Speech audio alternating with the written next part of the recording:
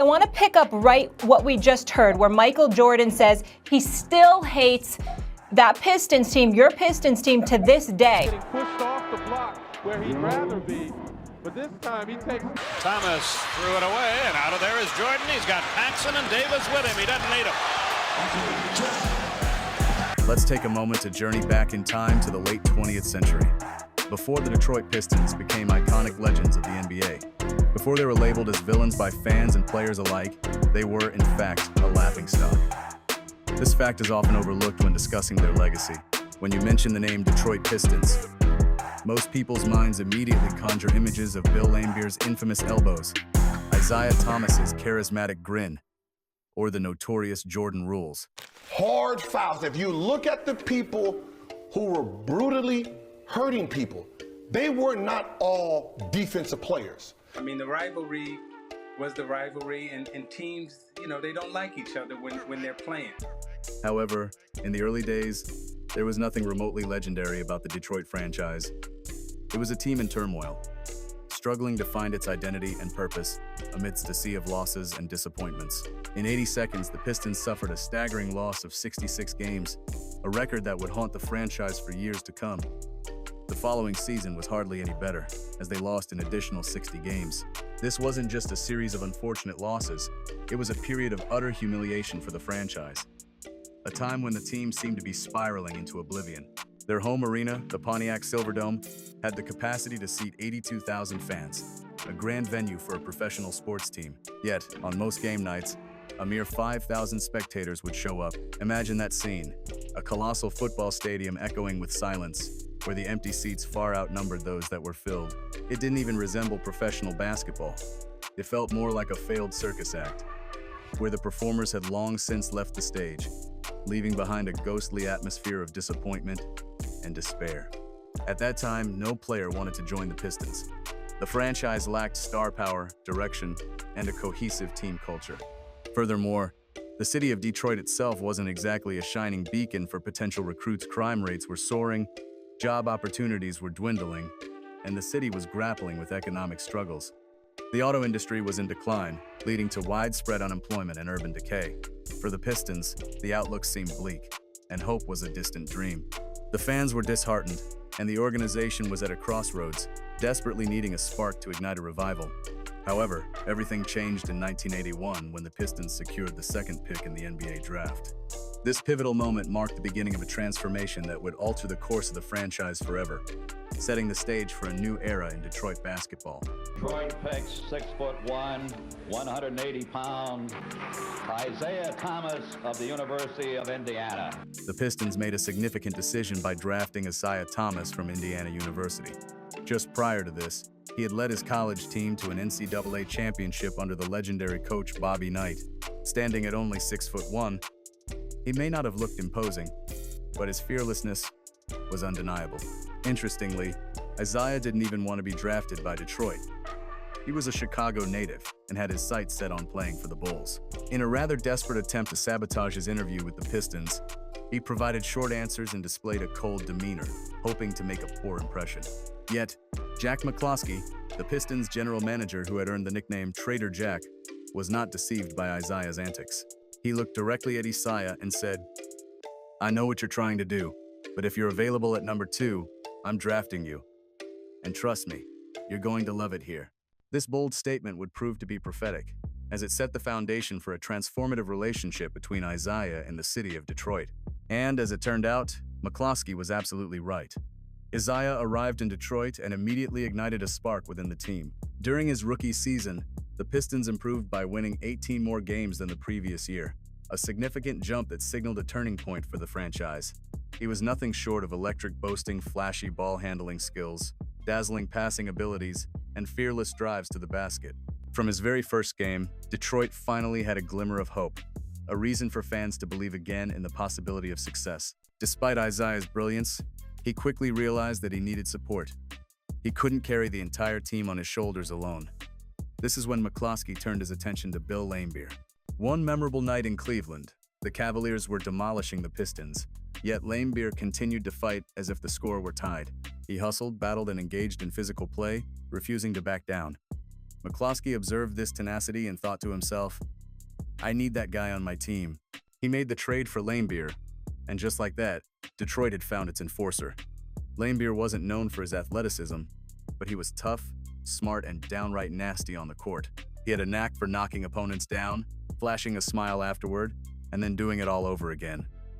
He thrived on being the villain, and in the gritty environment of Detroit, that persona fit perfectly. His presence changed the dynamics of the team, as he brought a physicality that complemented Isiah's finesse. Before long, Isiah and Laimbeer became the beating heart of the Pistons. Isiah brought the finesse and brilliance, while Laimbeer contributed the toughness and grit. Together, they forged a new identity for the team, one that was not only competitive but also feared by their opponents. This combination of skill and toughness would become the hallmark of the Pistons' playing style in the years to come. In 1983, the Pistons welcomed Chuck Daly as their head coach. Daly was not your typical coach. He didn't scream or resort to fire and brimstone tactics. Because he allowed me to grow. He allowed me to experiment within my game. I know I never would have had the type of success that I had in the NBA had I not had Chuck Daly as my coach. Wow. Instead, he possessed a calm demeanor, sharp intellect, and a penchant for impeccable style. Players respected him immediately. He had a unique ability to manage egos and transform chaos into order, creating a sense of unity among the players. His leadership style was characterized by a cool confidence that inspired trust and respect from his team. Under Daly's leadership, Detroit began to build a formidable team. Joe Dumars joined the roster in 1985, a quiet assassin who rarely spoke, but made his presence felt through his skill on the court. Rick Mahorn came aboard, a towering figure who set screens like a wrecking ball, making life difficult for defenders. Then, John Sally and Dennis Rodman entered the mix. Rodman, just a few years removed from cleaning floors at an airport, brought an unmatched level of energy, defensive prowess, and a relentless work ethic. His rebounding skills and tenacious defense quickly made him a fan favorite. Finally, Adrian Dantley, a proven scorer, was added to the roster, bringing even more talent to an already stacked lineup. With these additions, Detroit was no longer just improving, they were becoming a dangerous force in the league. A team that could no longer be overlooked or underestimated. The Pistons were evolving into a powerhouse, and their reputation was beginning to shift. They developed a style of play that was both physical and strategic, making them a formidable opponent for any team in the league. However, there was one colossal obstacle standing in their way: the Boston Celtics. With legends like Larry Bird, Kevin McHale, and Robert Parrish, the Celtics were the undisputed gods of the Eastern Conference, a dynasty that had dominated the league for years. The rivalry between the Celtics and the Pistons was intense, fueled by a history of playoff battles and contrasting styles of play. In 1987, the Pistons pushed Boston to the brink during the Eastern Conference Finals. Game 5 took place at the iconic Boston Garden, a venue steeped in history and tradition.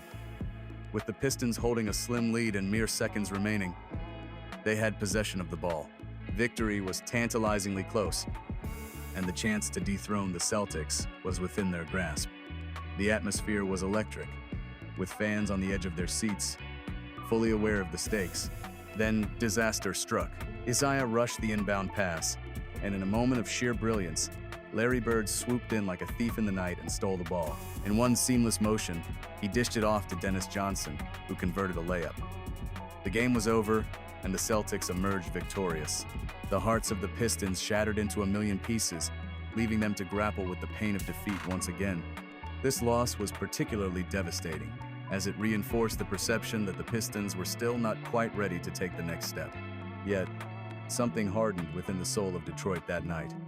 They weren't finished. They were simply becoming meaner, more determined to reclaim their place in the league. The defeat served as a catalyst for change, igniting a fire within the team that would propel them forward. By 1988, the Pistons fully embraced a new identity, one defined by their relentless 94-foot defense. Until that point, most teams would retreat on defense, allowing opponents to cross half-court without much interference. The Pistons, however, declared, "Forget that." They pressed full court, bumping and harassing opponents the moment they touched the ball. They fouled hard, irritated their rivals, and shoved them even after the whistle had blown. This aggressive style of play was not only effective but also intimidating, striking fear into the hearts of their opponents. And it worked. That year, the Pistons finally triumphed over the Celtics, overcoming the psychological barrier that had haunted them for years. In the NBA Finals, they pushed the Los Angeles Lakers to a thrilling 7-game series. Isiah's legendary one-legged performance in Game 6, where he scored 25 points in the third quarter while hobbling on a sprained ankle, became the stuff of legends. He finished the game with 43 points, showcasing his incredible determination and skill. However, a controversial foul called on Laimbeer allowed Kareem Abdul-Jabbar to sink 2 crucial free throws, leading to a Lakers victory and yet another championship title slipping through their fingers. Detroit felt robbed, but deep down, they knew their time was coming. They were on the cusp of greatness, and they could feel it. The offseason brought with it a renewed sense of purpose, and the team was ready to embrace their identity as the Bad Boys. That offseason, the NBA's highlight reel for the Pistons carried a provocative new title, the Bad Boys. When reporters inquired about it, Isiah simply smirked and replied, "Are we the Bad Boys?" Soon enough, the team embraced this new identity wholeheartedly. They began selling merchandise and fully embodied the persona of the Bad Boys. They were no longer just a team. They had transformed into villains, relishing the role that had been thrust upon them. The Bad Boys became a cultural phenomenon, representing a style of play that was both gritty and unapologetic. At that very moment, a new superstar was emerging in Chicago. Michael Jordan, the man who would become synonymous with basketball greatness. His ascent to stardom was meteoric. And by the late 1980 seconds, Jordan was electrifying the league with his incredible talent. He had already established himself as the best scorer in the game, a human highlight reel capable of making jaw-dropping plays that left fans in awe. However, when facing the Pistons, he encountered an impenetrable wall, a defense designed specifically to exploit his weaknesses. We had to do everything from a physicality standpoint to stop him. I don't know how he came out of it alive. In 1988, the Pistons eliminated him from the playoffs. They were too physical, too deep, and too mean. Chuck Daly recognized that stopping Jordan was the key to his team's success. Thus, in 1989, the Pistons devised the infamous Jordan rules, a game plan that would go down in history as one of the most effective defensive strategies ever employed. When he was in the air, we had no shot. You have to stop him before he takes flight, because you know he's not human. Mike and Joe, foul.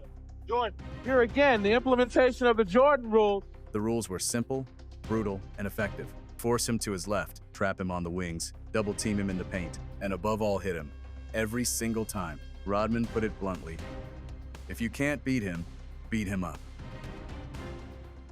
This strategy was not just about winning games. It was about sending a message to Jordan and the Bulls. The Pistons were determined to assert their dominance and prove that they were the team to beat. And it worked. Jordan took a beating. He was bruised, bloodied, and frustrated, unable to carry the Bulls past the relentless Pistons. Once again, they sent him home, and then they swept the Lakers in the finals to claim their first championship, solidifying their status as a powerhouse in the league. The Pistons had successfully established themselves as the premier team in the Eastern Conference, and their rivalry with Jordan was just beginning. In 1990, the rivalry intensified. The Bulls faced the Pistons once again in the Eastern Conference Finals. Jordan had claimed the MVP award, but Detroit was determined to throw everything they had at him: Rodman, Dumars, Sally. They fouled him hard every time he attempted to drive to the basket, making it clear that they were not going to let him have an easy path to victory. They pushed Scottie Pippen until he broke under the pressure, taking advantage of any weakness they could exploit. The Bulls fought valiantly, but the Pistons emerged victorious in a grueling 7-game series, proving once again that they were the kings of the Eastern Conference. They then defeated the Portland Trail Blazers to repeat as champions, further cementing their legacy. The animosity between the two teams was palpable, fueled by the fierce competition and the physicality that defined their matchups. Jordan loathed Laimbeer, while Pippen couldn't stand Mayhorn and Rodman's relentless physicality. Chicago viewed Detroit as a band of thugs, while Detroit saw Chicago as soft and untested, a team that had yet to truly earn their stripes. The media played up the rivalry, portraying it as a classic battle between good and evil, with the Bad Boys representing the dark side of basketball. Yet, every time Jordan walked off that court defeated, something within him began to grow. He hit the weight room with a vengeance, dedicating himself to improving his physicality and strength. He built his body into a fortress, transforming himself into a player who would eventually dominate the league. He sharpened his mental game, learning from each painful loss. The bad boys were toughening him up, preparing him for the battles that lay ahead. By 1991, the tables had turned dramatically. Jordan returned stronger, faster, and hungrier than ever before. Pippen had matured, and Horace Grant added a new level of toughness to the Bulls roster. Chicago was no longer intimidated, and they were ready to challenge the Pistons for supremacy. In the Eastern Conference Finals, the Bulls dismantled the Pistons. They swept them in 4 straight games, a shocking turnaround that left the bad boys reeling. The bad boys had no answers for Chicago's relentless attack. Jordan soared to new heights, while Pippen dominated the court. The dynasty that had once ruled was now crumbling, and the Pistons were left to pick up the pieces. And then came the infamous walk-off. With mere seconds left in Game 4, Isiah led his teammates past the Bulls' bench, refusing to shake hands. To the fans in Detroit, this act was a display of toughness and defiance. To everyone else, it was seen as classless. This moment solidified their role as villains in the eyes of the basketball world forever, a mark that would follow them throughout their careers. The walk-off became emblematic of the rivalry, a symbol of the bitterness that had developed over the years. After that fateful season, everything unraveled quickly for the bad boys. Rodman departed for a new chapter in his career, seeking greener pastures in a different environment. Isiah suffered a devastating Achilles injury that would ultimately end his career, a cruel twist of fate for a player who had given so much to the game. Laimbeer announced his retirement, signaling the end of an era. By 1994, the bad boys were a thing of the past, their dynasty dismantled, and their legacy in question. However, their impact on the game never faded. It was etched in the annals of NBA history. The bad boys didn't merely win 2 championships. They left deep scars on the league. They forced Michael Jordan to grow in ways he never imagined. They hardened him into the legend he would ultimately become, shaping the trajectory of his career and the future of basketball. Every hero needs a villain, and for Michael Jordan, that villain wore Piston blue. They shoved him, fouled him, and made him bleed. And because of those experiences, he transformed into the greatest of all time, GOAT, a title that would define his legacy. The rivalry between the Pistons and the Bulls became one of the most storied in sports history, a testament to the fierce competition that defines the game. The bad boys could have chosen to play it straight. They possessed immense talent: Isiah, DeMar, Rodman. They didn't need to rely on elbows or dirty tricks, but they craved something more. They wanted to be hated, to be the team that everyone loved to despise. And that desire is why we still talk about them today. They weren't just champions, they were villains. And no team in NBA history played that role better than the Detroit Pistons. Their legacy is a testament to the power of resilience, determination, and the unyielding spirit of competition that defines the sport of basketball. The bad boys remain an indelible part of NBA lore, reminding us that sometimes the line between hero and villain is razor thin, and that greatness often comes from the most unexpected places. If you like this video, don't forget to press the subscribe button and ring the bell to not miss the latest videos from Amazing Hoops. Please leave your comments and suggestions below in the comments section, and don't forget to share this video with your friends. This action also motivates us to try harder. Have a nice day.